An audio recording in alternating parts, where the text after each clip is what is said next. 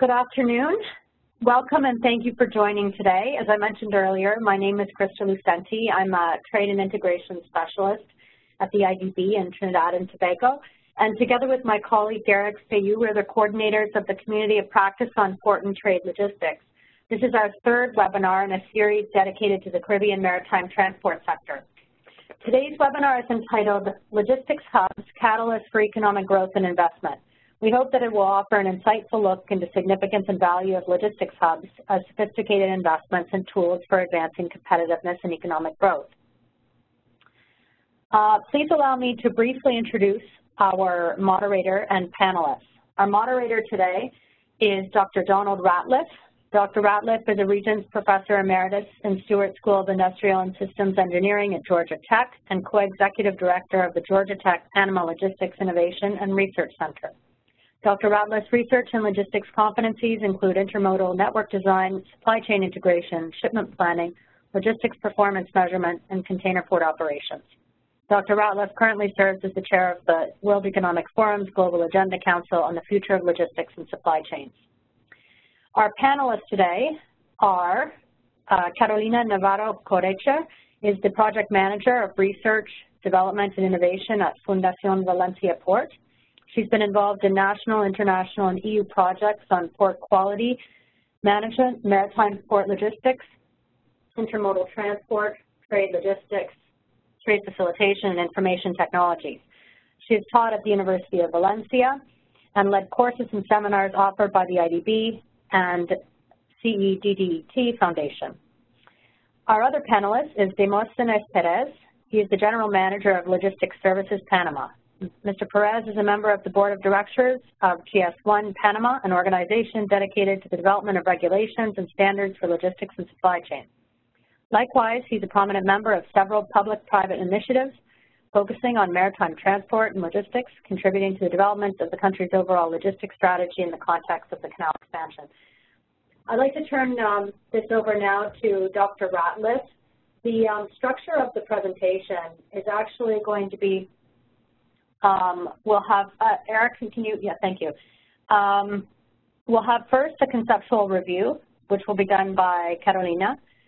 This will be followed by a view from the logistics operators, which will be Demóstenes, and then Dr. Ratliff will wrap this up and be the moderator for the session with more of the global perspectives. Feel free to write any questions you might have in the chat function and send these to the group so that we may take your questions in real time. And so with that said, thank you very much, and I'll turn the floor over to Don Ratliff. Thank you. Thank you. Can you hear me? Hopefully you can hear me. All right, one small correction. If you have any questions or comments, send them to Eric. So you find Eric as the third person down on the panelist. So our first speaker is going to be Carolina. When you hear about logistics hubs, in connection with those, you hear the terms platforms and connectivity. So Carolina is going to give us an overview of what that means and also to give us some idea of what the value of these hubs are.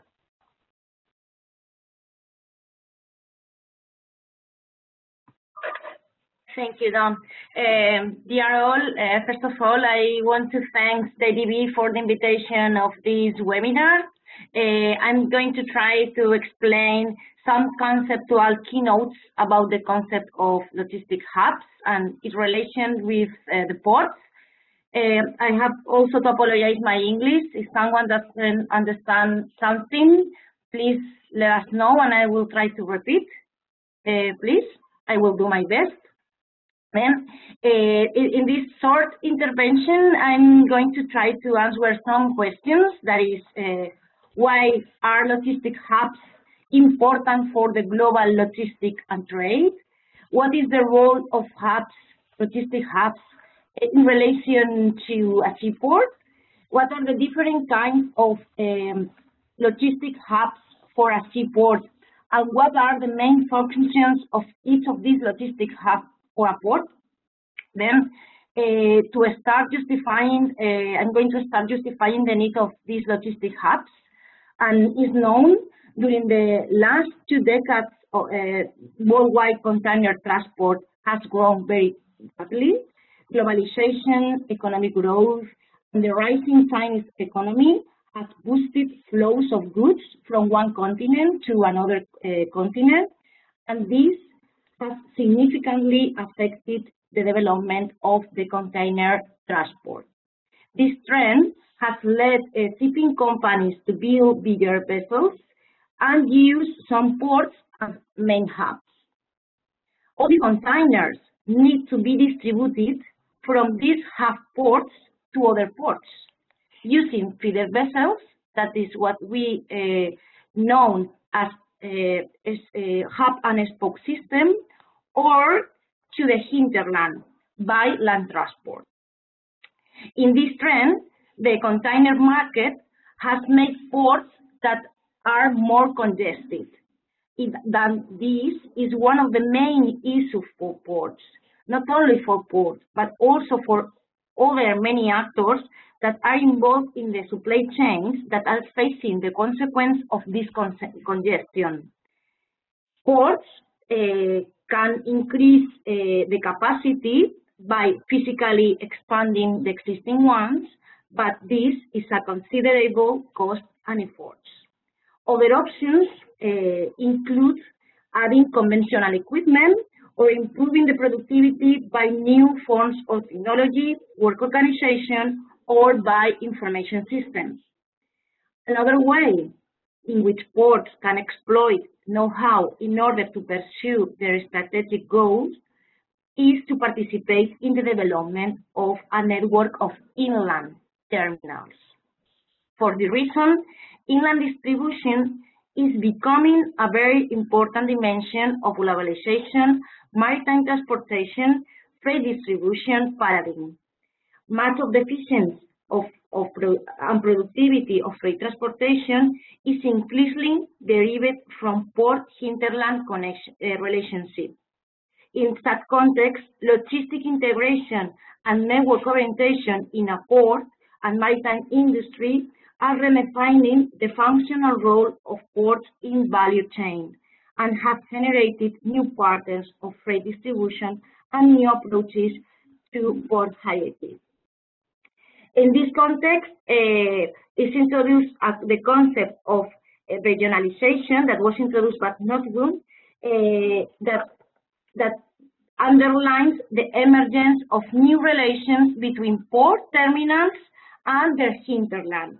This concept demands and promotes the development of extended gateways, mainly in 2 dimensions. The first is within gateway region itself, where port regionalization leads to an extended gateway where the main port terminal facilities have been complemented with satellite terminals and various logistical zones performing functions such as transloading, consolidation, deconsolidation. We can find in the literature some authors that refer to this concept as closed dry ports or satellite terminals. In Spain, we call to this kind of logistic hubs zone of logistic activities. This kind of zones are close to a seaport and can help the seaport to solve problems such as lack of space in maritime terminals or seaport congestion. Closed dry port or satellite terminal is a facility located in a relative proximity to a port terminal in which mainly serves to accommodate additional traffic and functions that are lower added value, such as container depots. It can be seen as an inland extension of the maritime terminal, helping mitigate real estate pressure. The main reason why it is considered is an inland port. The second concerns the setting of a medium to long distance inland corridors within ports, where logistics zones tend to be co-located with rail terminals. bringing a higher level of massification to inland freight distribution. In this category, we can underline the concept of dry port. Dry port is an inland intermodal terminal directly connected to a seaport with high capacity transport means, where customers can leave or pick up their containers as if directly in a maritime port, seaport. The main function of this kind of logistic hub is to create high capacity corridors to expand the hinterland of the seaport. Parts of the benefits of these logistic hubs are that can widen the hinterland of the port, can offer more competitive door-to-door services,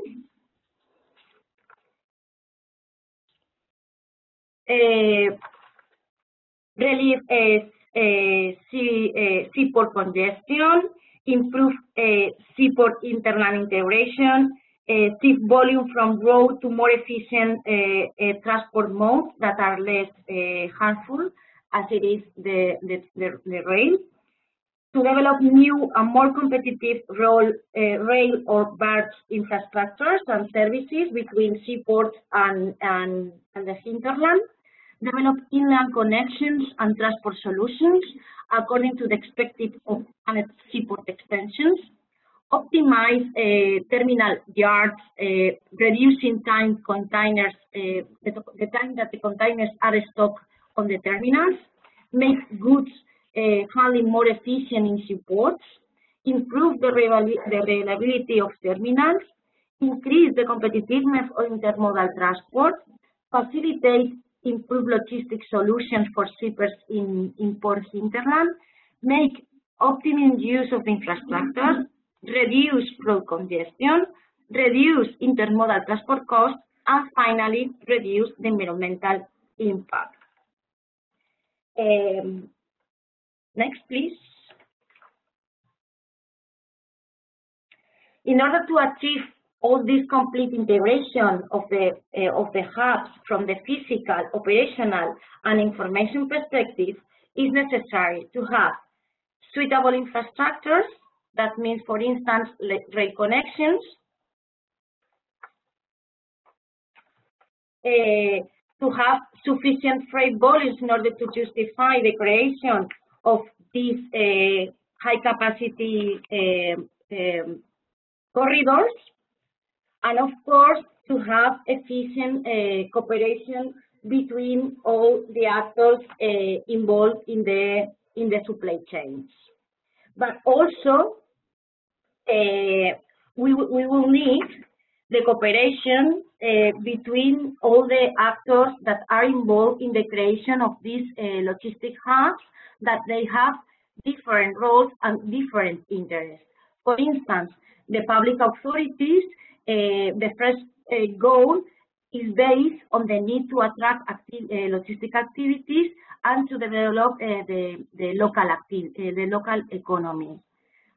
The second public goal, it is generally based on planning and regulatory objectives.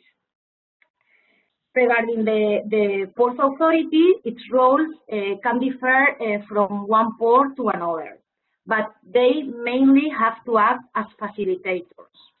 The main reasons of a port authority to foster the development of logistics hubs are to improve the competitiveness of the port, the extension of the hinterland, offer door-to-door services to their clients with less cost, reduce the congestion on the port, and also responds to environmental aspects in order to foster environmental friendly transport modes.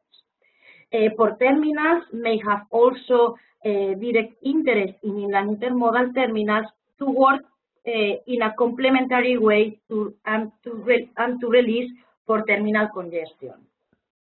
Also, shipping lines are one of the most interested in this kind of logistic hubs as means to provide services to their major clients to compete with other shipping lines and to improve the logistics of their containerized assets.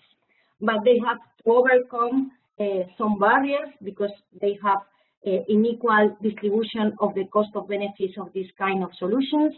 Maybe there is lack of resources to invest.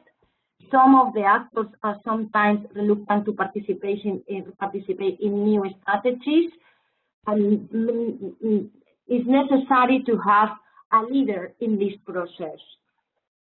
And in summary, I would like to underline, to finish this short intervention, I would like to finish stressing some key success factors that are identified for the development of these logistic hubs in seaports. One of the main key success factors is to analyze the real need of the development of an inland terminal, because for this reason, a diagnosis study is required in order to ensure that the forecast traffic volumes justify the development of a satellite terminal or a dry port.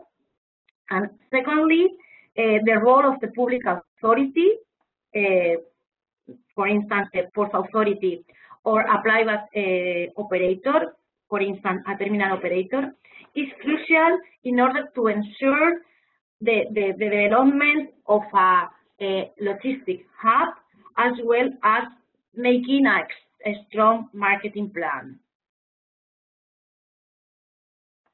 Thank you. Okay. Thank you very much. All right, next year.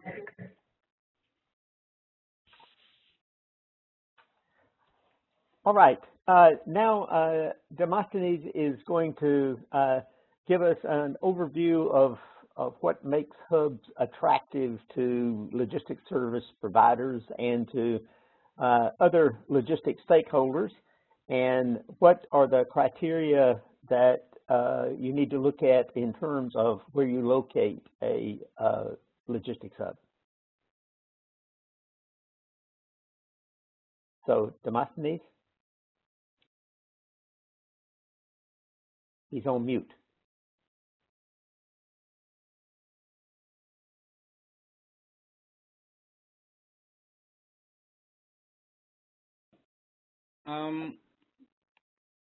Okay.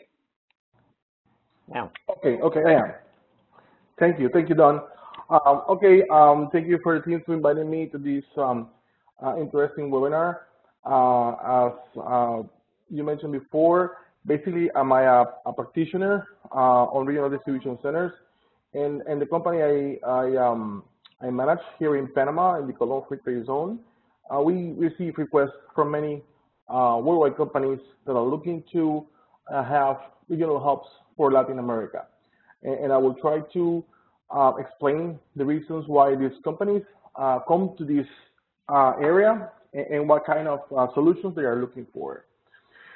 The main problem these companies have always is the time they have from the factories to the final customers. And typically this time, these lead times will be from 4 weeks to 7 weeks, depending on the country, receiving goods mainly from Asia. And they want to give a better response to the customers. So the problems that these companies have is that they have to do some local inventory planning. They have inaccurate forecasting done with historical information.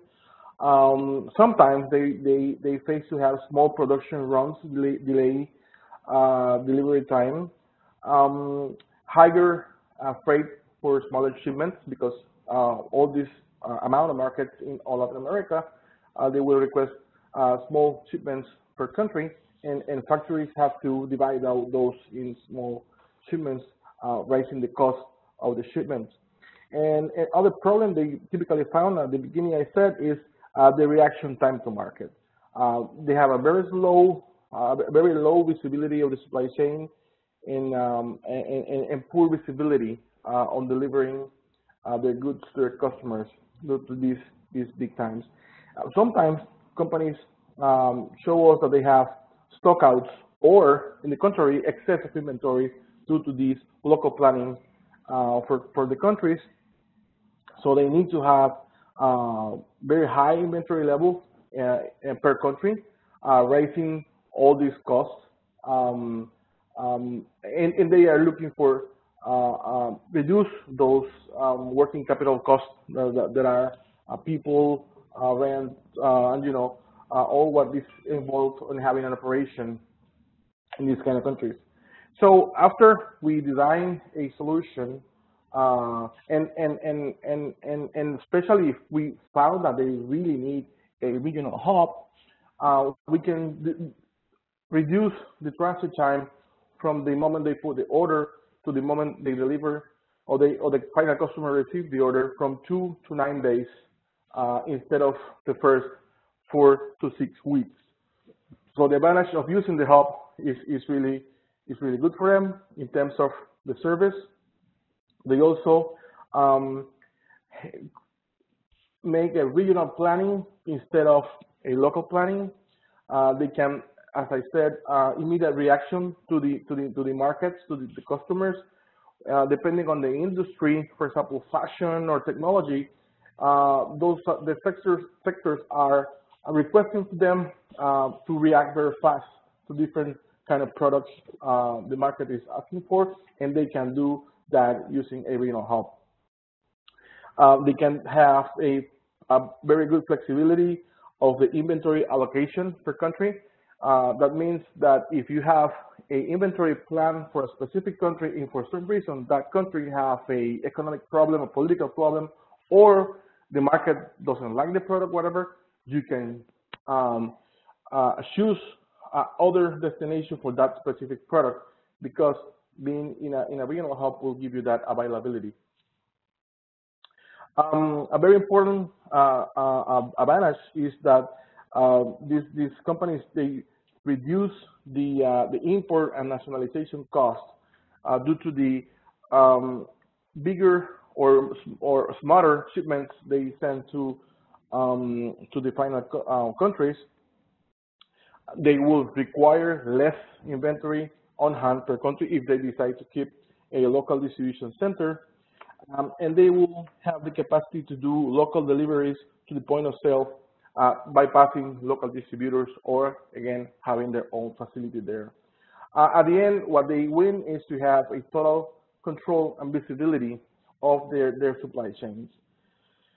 So other advantages we found here is that having a regional distribution center in a hub is that availability of value-add services.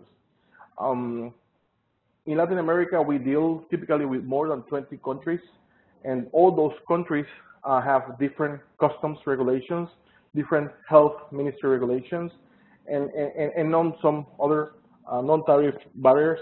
And having the product in a place where you can add value to that product, you can customize that product and send it to that market, accomplishing with all what the market is requesting.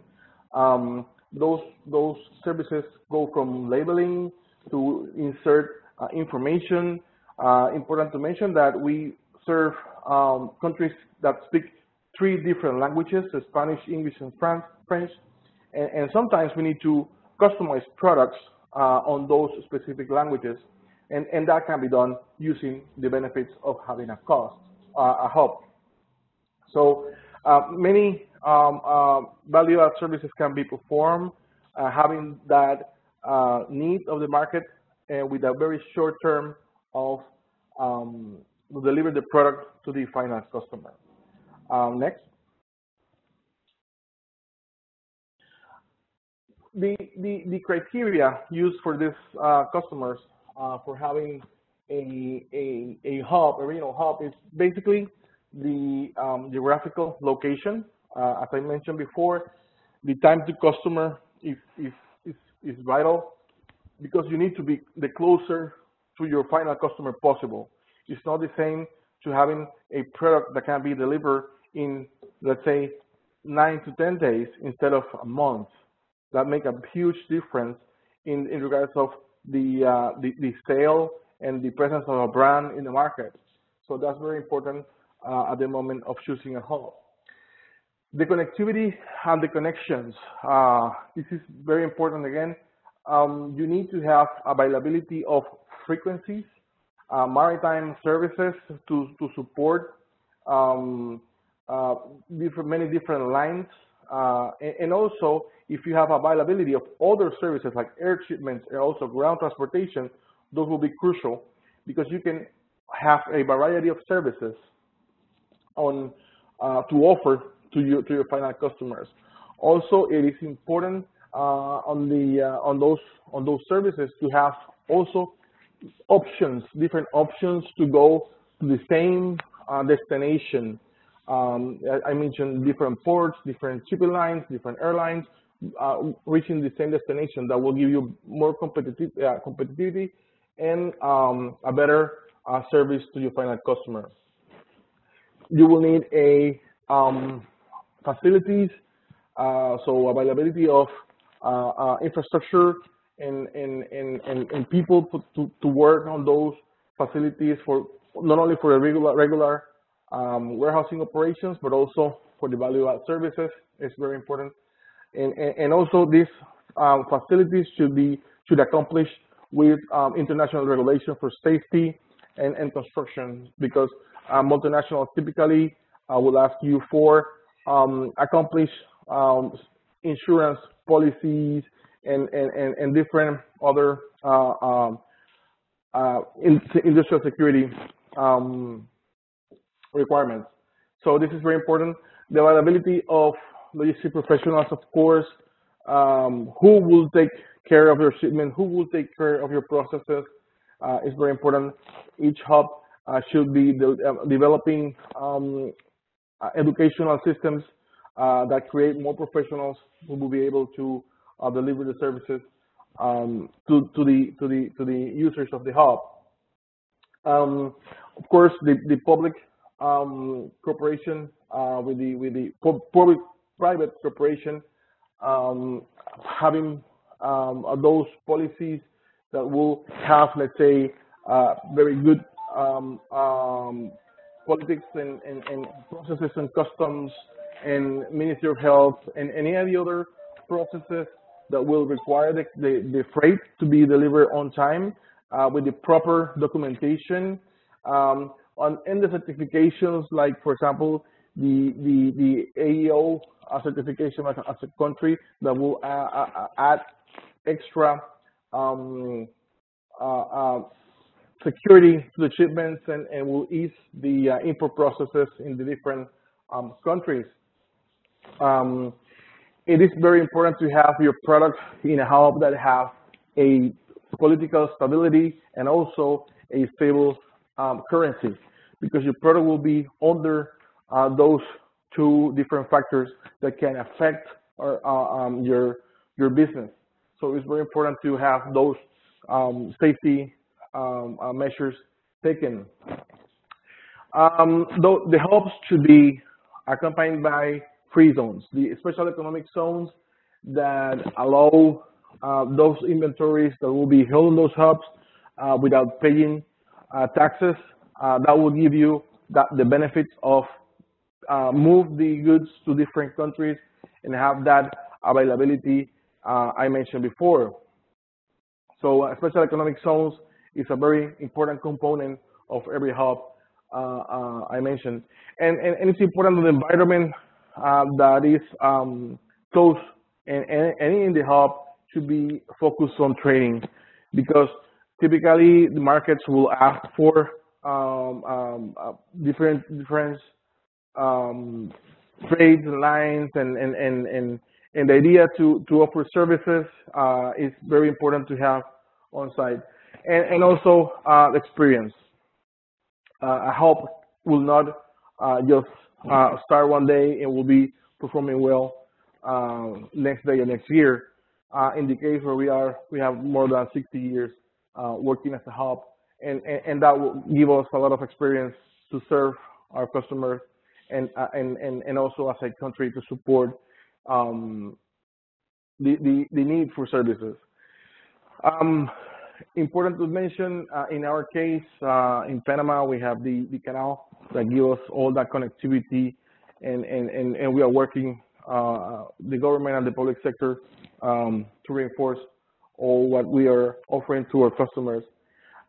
So we want to consolidate us as a hub, and every country that wants to be used as a hub needs to take all those factors in consideration to move forward in that specific goal. Next.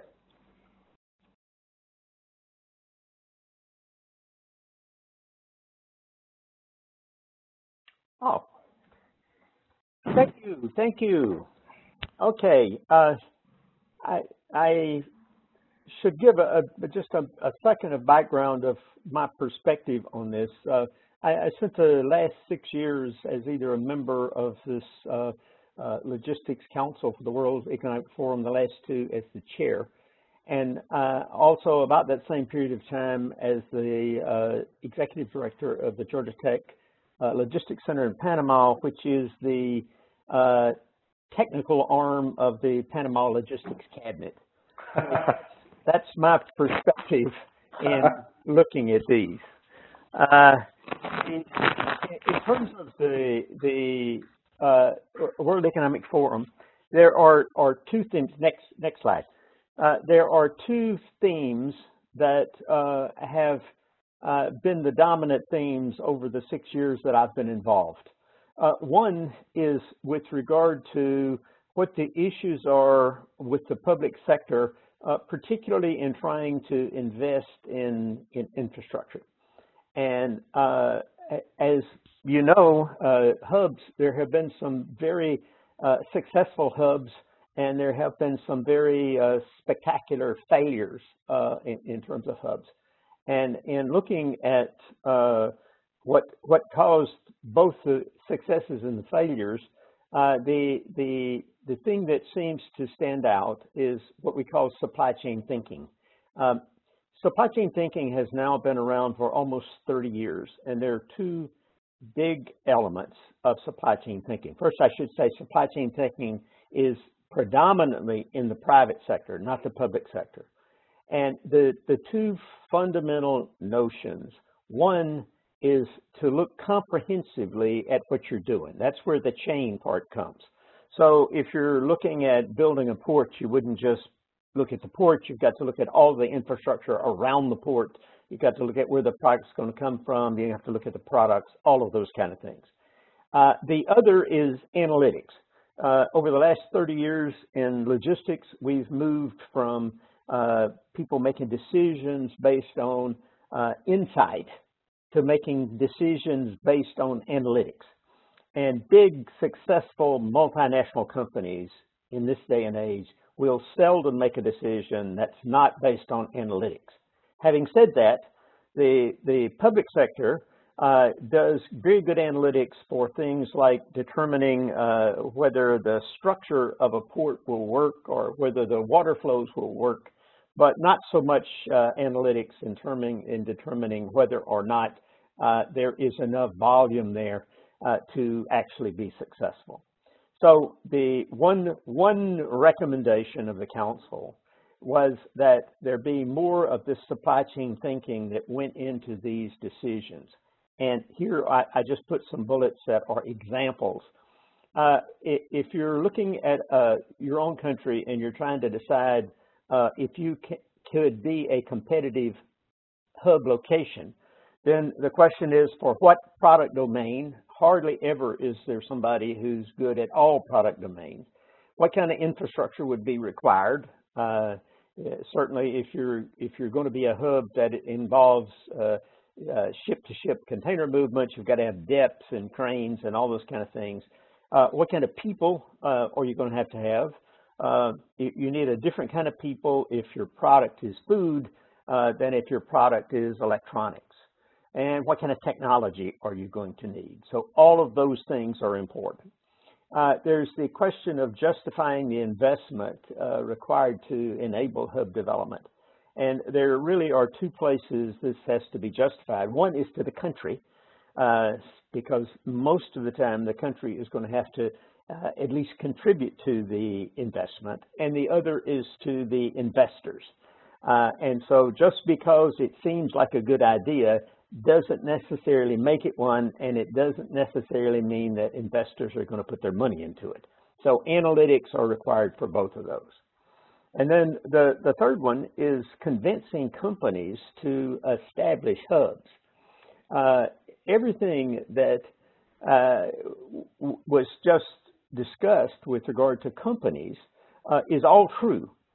And at one time, companies would make decisions based on looking at the location. It's that Panama is a good place to put a hub. But in this day and age, almost always, you have to have analytics to prove that Panama would be a good place to have a hub.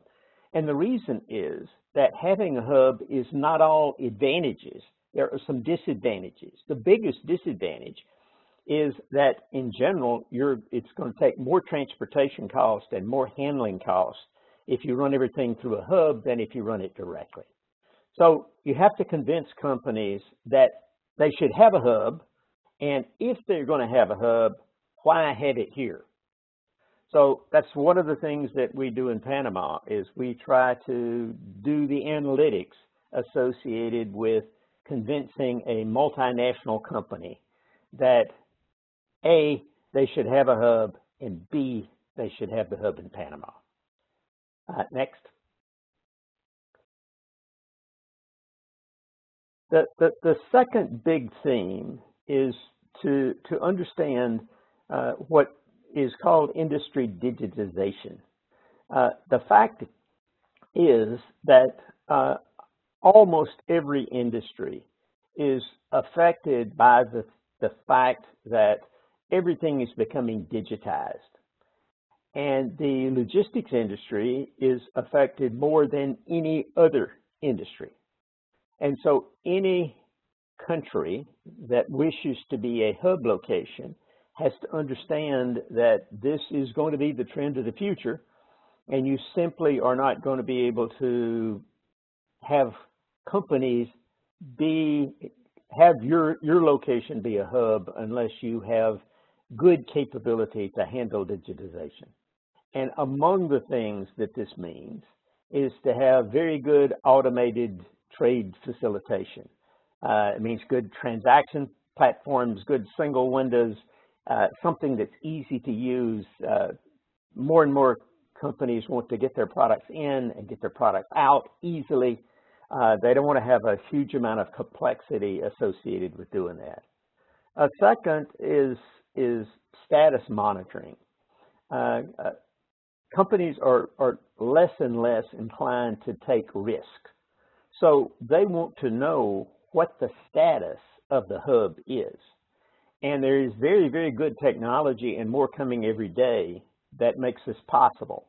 There's what's called the Internet of Things. There are now trillions of things that are connected to the Internet. Everything from GPS transmitters to electronic tags and readers that allow you to monitor pretty much anything if you're aggressive enough to do it that takes place in the hub. And then cloud computing, which gives you sort of an infinite amount of computing. So monitoring what's happening is pretty much a necessity. And then measuring performance. It is certainly the case that every company is concerned about the performance of the logistics function. And the reason is that the logistics function is not one that adds value other than location.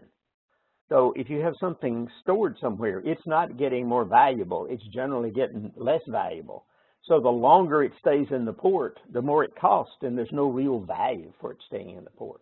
So more and more, there is a demand that performance of the shipping lines, performance of the ports, performance of the trucking companies, performance of everybody in the logistics chains be monitored.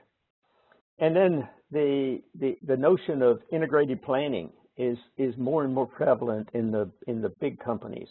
The vast majority of big multinationals now have what are called control towers. And the picture you see there is an example of a control tower where they are able to pipe in information about all of their activities and all of their locations all over the world.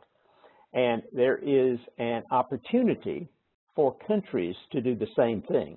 As far as I know, at this moment, there is no country that has a legitimate logistics control tower, but pretty much all countries need these.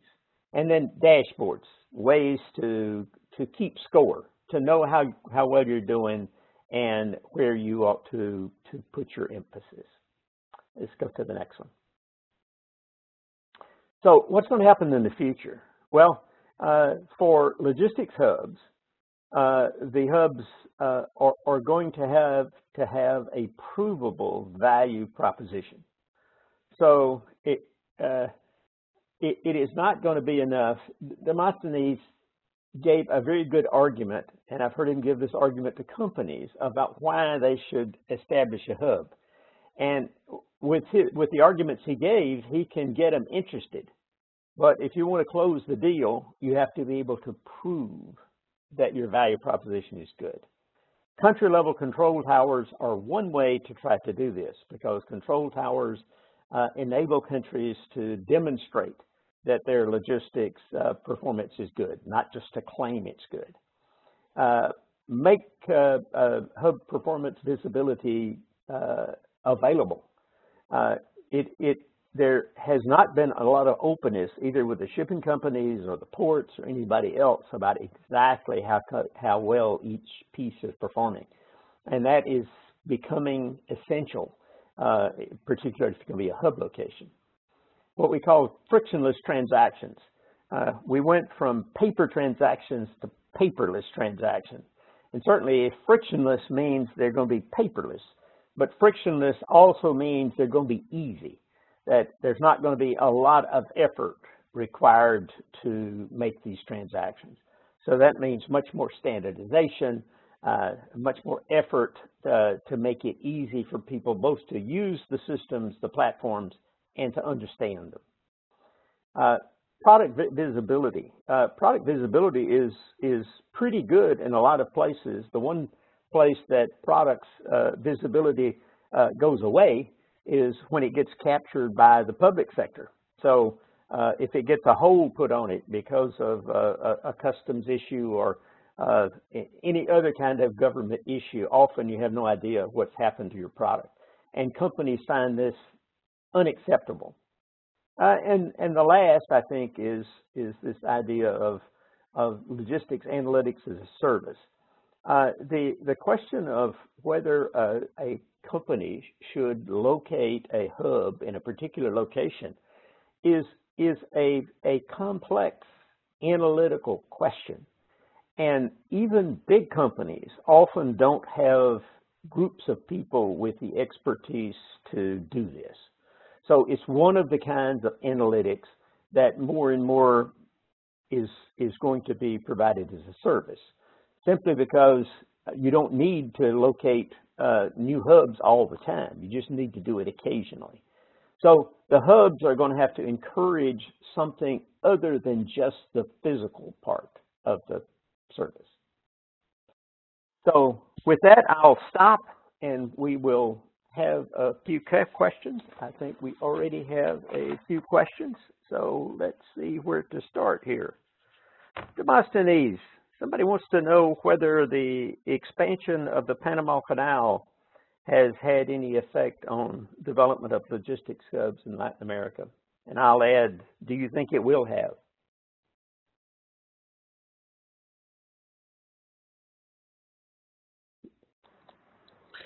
Thank you, Don.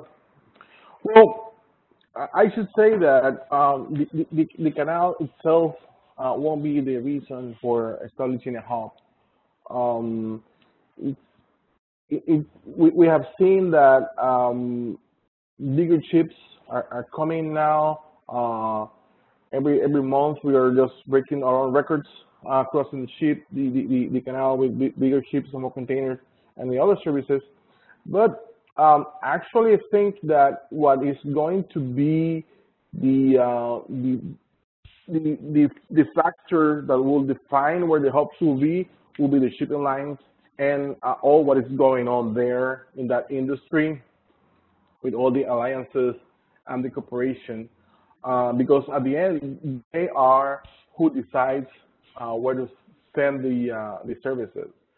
What any country that wants to be a hub needs to have all the infrastructure and services in place where those shipping lines will take to analysis to define if they will stop or not their ships there. There is a ranking done by UNTAD where you can find where those countries are in the world. But we think that the canal is basically giving more services and due to the ships, but not necessary by itself is creating more hubs. Okay, Carolina, when Demosthenes talks about hubs, in his mind, a hub is a ship-to-ship kind of operation, because that's what Panama is. Panama is a small country, and so there's not very much that goes to the hinterland. What kind of advice can you give to the people on this call? In many cases, the flow would be inland as opposed to ship to ship.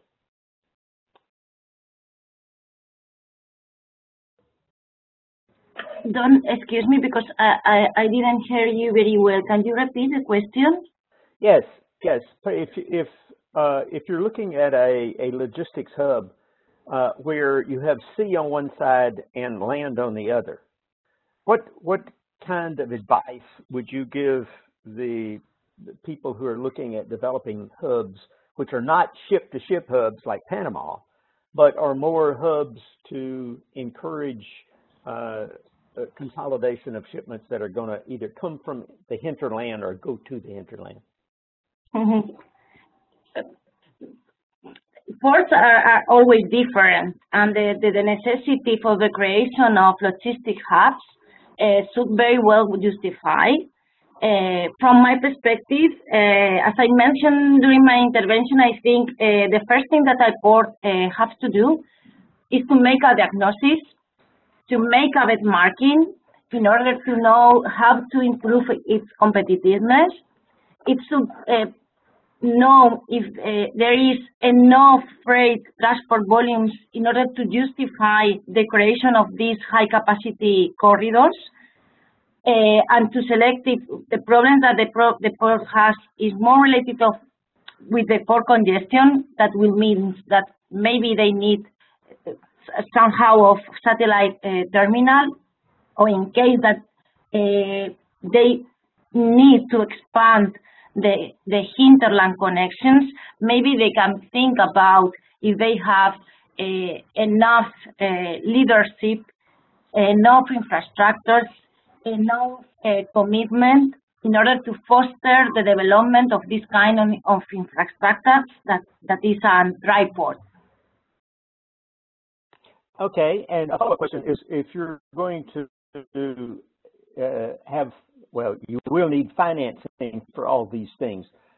In your experience, have hubs been more successfully financed by the private sector, the public sector, or some combination of those? I think from my point of view, the experience that we have here in Europe and in Spain, the most successful organizational way to create this kind of solution is to create a public-private partnership with the commitment of several actors, the real estate promoters, maybe the municipality, a port authority, but also private investment. Okay. There's a question here which I'll make one effort to address, and that is, given the different entities involved in a hub and the need for all these different entities to work together, what organization best encourages this working together? And I'll give Demosthenes a chance to think about it while I'm trying to answer it. This is an issue that we've tried to address in Panama. This is a really hard question. And yes. the problem, the reason it's such a hard question is that you typically, in Panama at least, the ports are each run by private entities, different private entities. So you've got different private entities associated with the ports. You've got the railroad, which is a different private entity. You've got the trucking companies, which are different private entities. So you have all these different entities, and they are, in many cases, kind of competing. So it is very difficult to, we've had a very difficult time getting them to work together. We have one effort now, which is called the PanaHub project, which we are participating in a little bit, where the ports are each gathering data on their performance. And they provide the Georgia State Logistics Center with this data. And this data, each port sees its own data, and they see aggregate data. But they don't see the data from the other ports. The biggest problem is they simply do not want to share some of their data with the other ports. So yeah. One possibility is to have another entity. We're that other entity. We don't even share the data is not shared with the government either. We have an agreement with the ports that we will keep it confidential, so that the only person who sees their data, the only entity is themselves. So you know, I don't know what other things there are. Demosthenes, do you have any good ideas? Yes, talking on my experience here, besides that, having probably the government aligned into a logistics cabinet that it's very recent in Panama. We also create the last 6 to 5 years a association of it's like a council that right now have 18 different associations that have related business with logistics. Actually, I was elected the president of this association. It's called COEL. And what we're looking to is to have a single voice, which is very difficult, as Don mentioned, due to the different interests from the, if we go more a detail, because we have associations of ground transportation, of maritime transportation, the Customs Agents Association, the American Chamber of Commerce, the British Chamber of Commerce, the Panamanian Chamber of Commerce. So there are many players and many different interests regarding the logistics industry. So it's a very tough work trying to have a single view as a country to achieve this. But we are working on that right now. That's the good thing.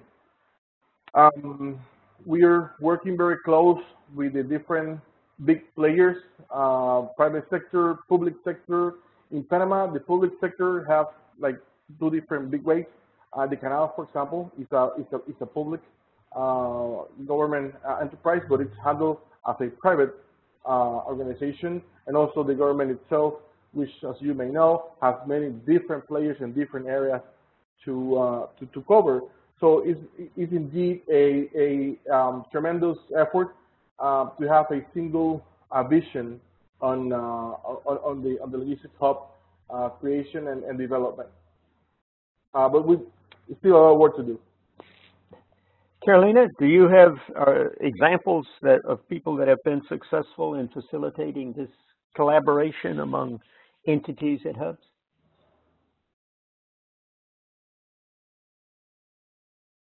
You're on mute.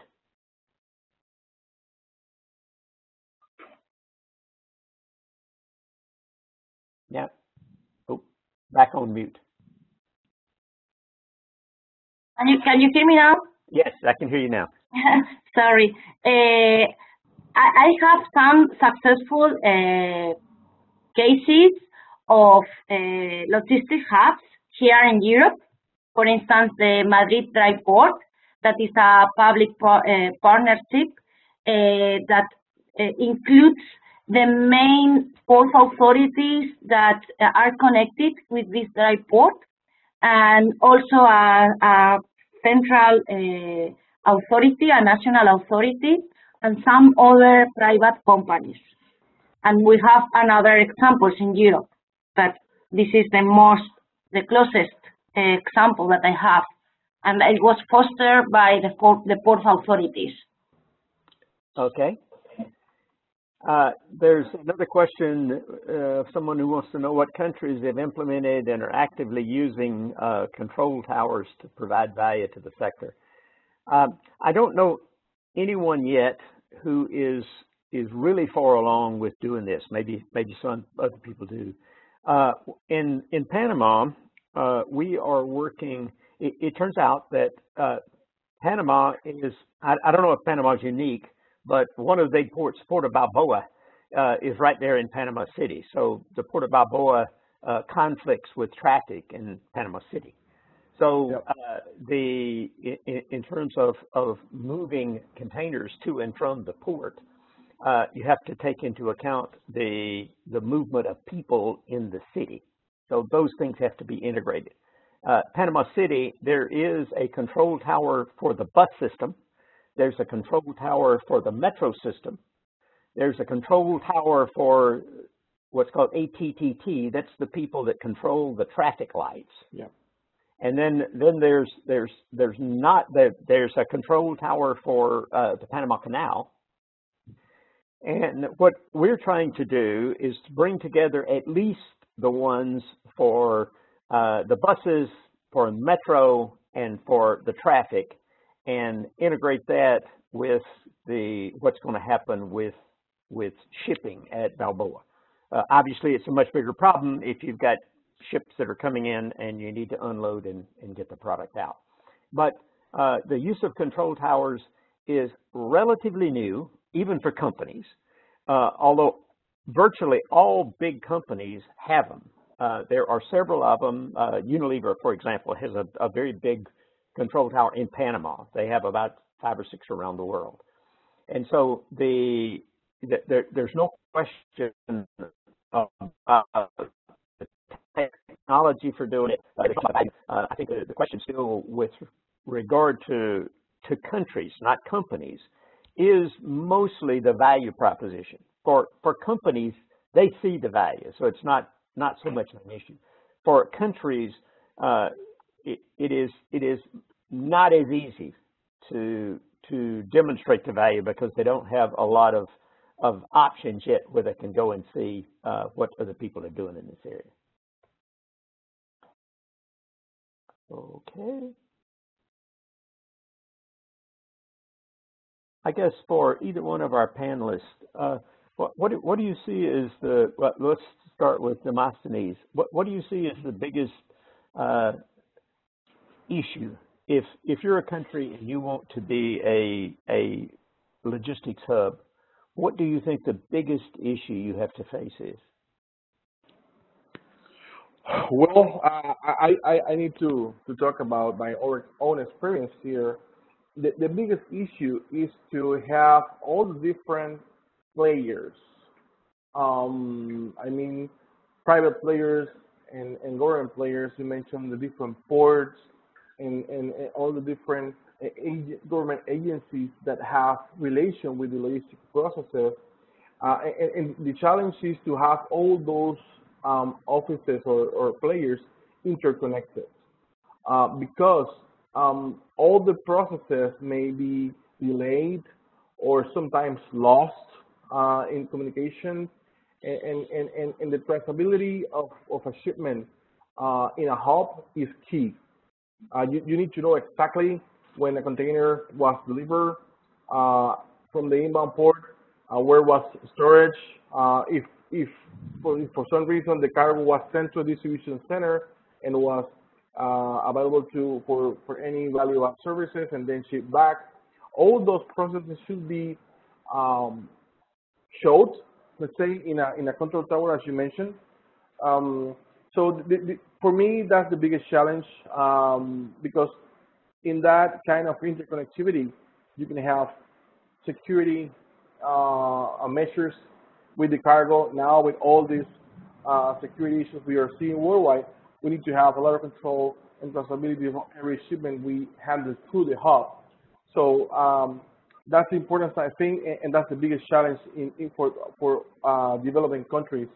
We don't have the technology, and all those private and public players doesn't have the capabilities of interconnect all in one single control tower or cloud or whatever we can call it. But that's, for me, one of the biggest challenges.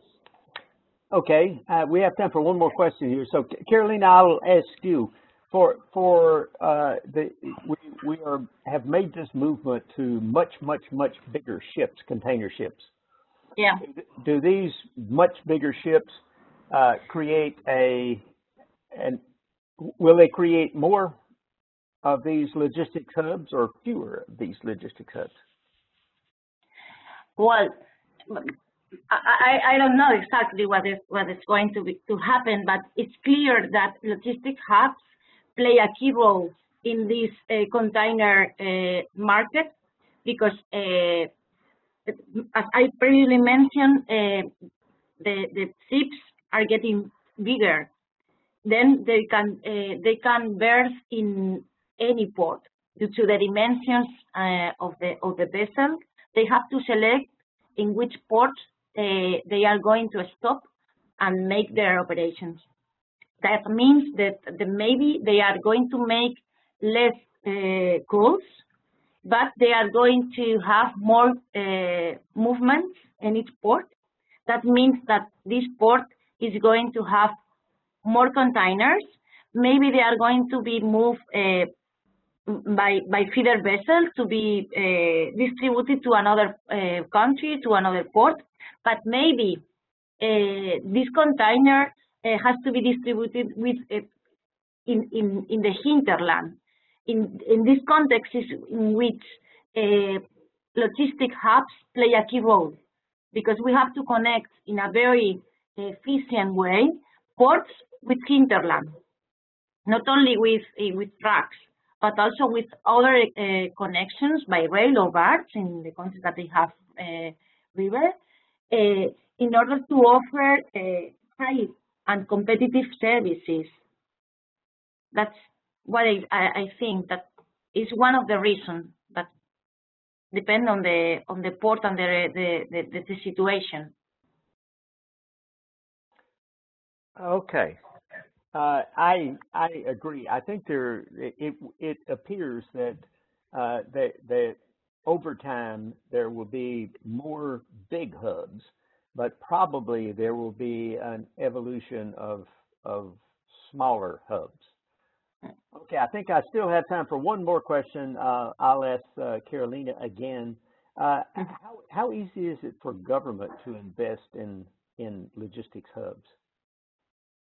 Because for government is obviously to foster the logistic activity of the country is one of the main things that they can do to foster the logistic activity of the country. It can be one of the key activities of the country.